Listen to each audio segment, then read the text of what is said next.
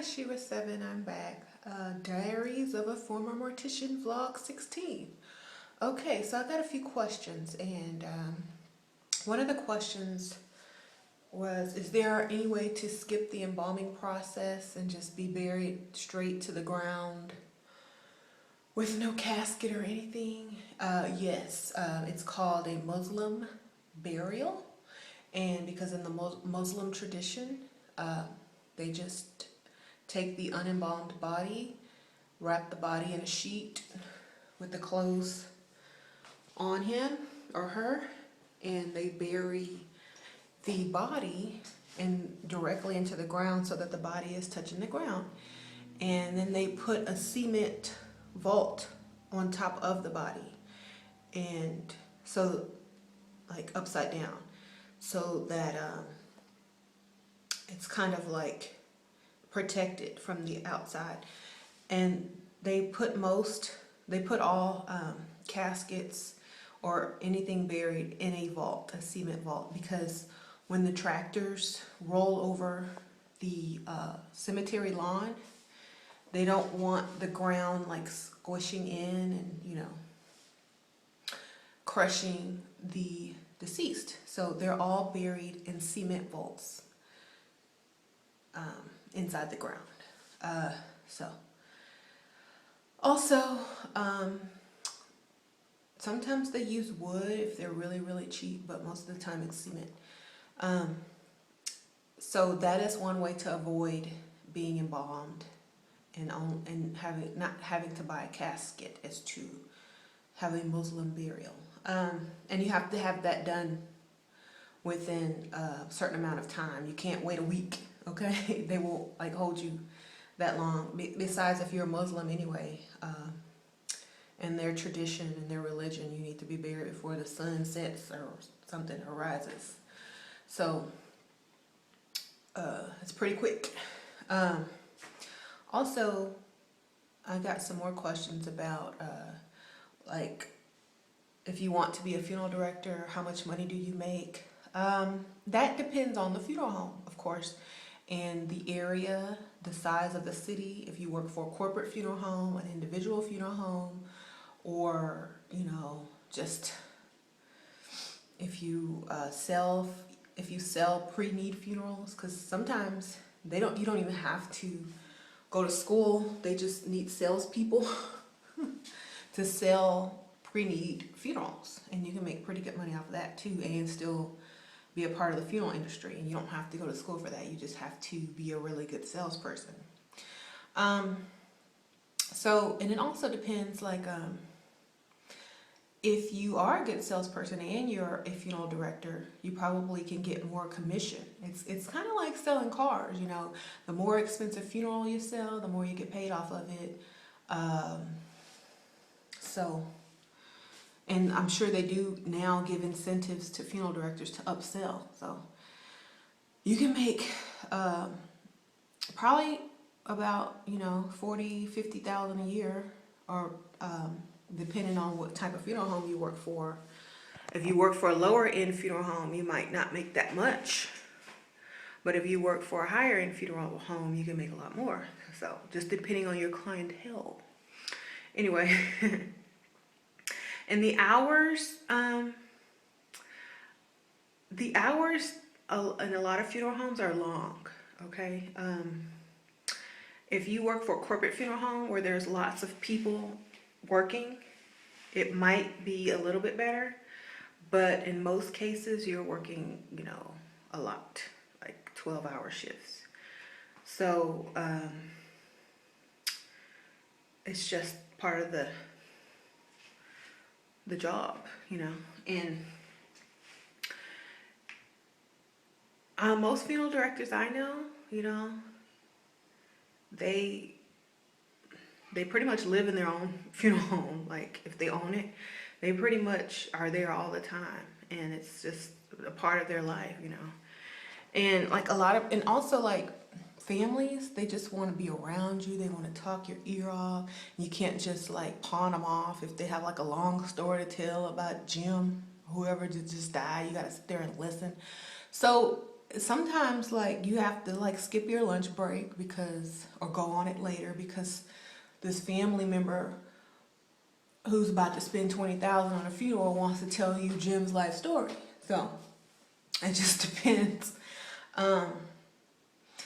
And also like the weirdest or the most experience, the question was, let me just state the question. The question was, what was the most reconstruction I've ever done on a person? Let me see. The most reconstructive thing that I've ever done on a person. It would have to be the story I told about when the person got his face shot off with a shotgun because he was missing half of his head, and that's the most reconstruction that I've ever done. Because you don't get a lot of those cases, so they're kind of rare. So that was the most reconstruction I've ever done, with the bleach bottle, you know, as the part of the skull and the wax and stuff. I had never had to do anything close to that, except for when this teenage guy, his bones had been donated, so he had no bones. I had to like use plastic PC pipes in place of his bones in order to give structure to his body. So those were the two most reconstructions that I've ever done. So hope that answers that question. And also like, I guess one of the most gruesome things that I've ever experienced was the decomposed body that looked like the Thriller zombie. And the autopsy cadaver that was gray. I had never seen anything like that in my life. I thought that was just Hollywood, but that is real. Oh my God. You've ever seen gray skin? Oh my God. Like, it's not real. Like, you would not think it was real. It's just surreal. You have to, if you ever get a chance to go to a medical school and look at an old cadaver, put that on your bucket list. It will freak you out. And it looks horrible. It looks like a horror movie. It does not look like this. It looks like this.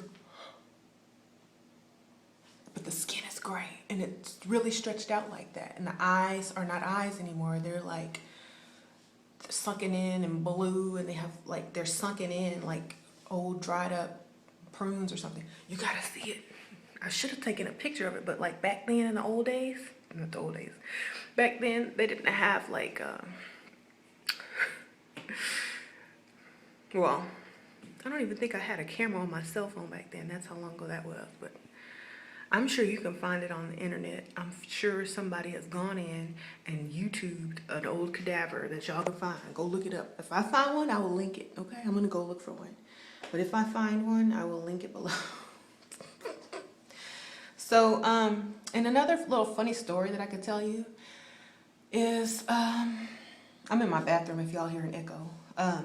Another funny story I can tell you is when you shave a dead person, like sometimes you die and you have like, if you're a guy, you have like stubble and they want you to shave you.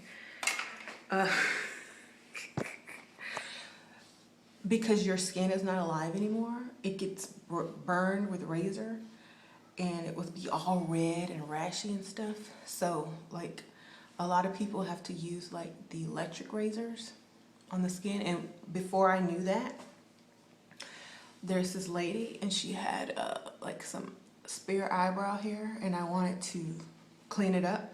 So I took like an eyebrow razor and I was like shaving it. And then I shaved here because she had a little bit here, she had a little bit here, and she had a little bit here. And I put the makeup on it, right? So everything was nice. And then my boss was like, like 2 hours later, did somebody do something to this lady? What's wrong with her face? I go in there, this is all red, this is all red. Looks like she has like a poison ivy rash on her face. I'm like, I played dumb. I don't know. Did you shave this? I'm like, maybe. So we had to put like a ton of makeup over the redness and stuff like that. So don't, if you're in mortuary school, or do not shave a dead body. Use like either wax or like electric shaver. Okay. I really don't have any more funny stories that I can think of off the top of my head. I'm gonna have to go back and like remember a lot of stuff that I forgot. But yeah, that is pretty much the answers to the questions that I got on the comment section of my last video.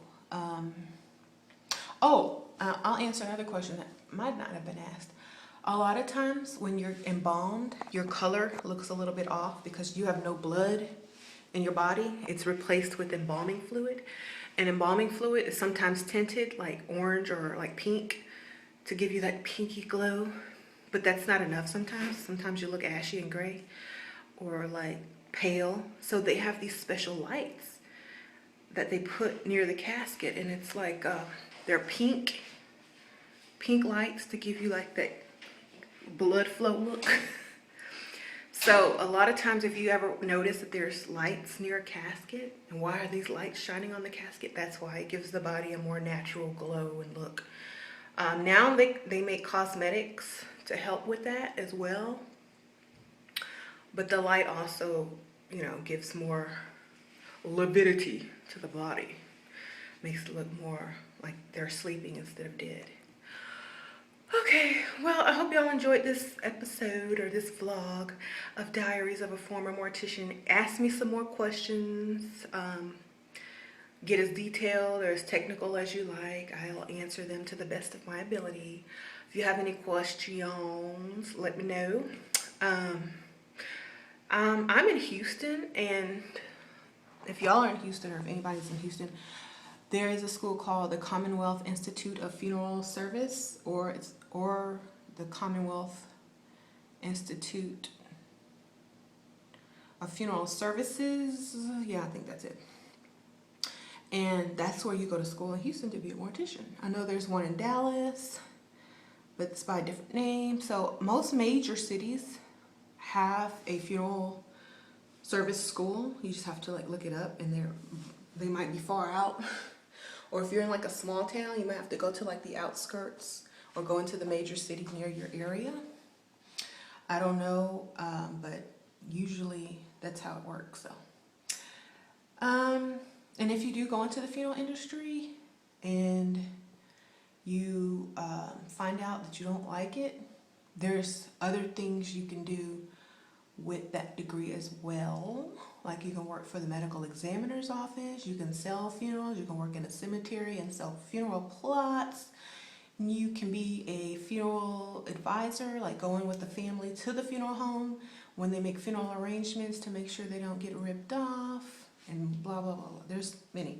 So let me know your questions, and I'll get back with you on the next vlog, and I'll have a good story next time, a good gruesome one, I promise. All right, peace.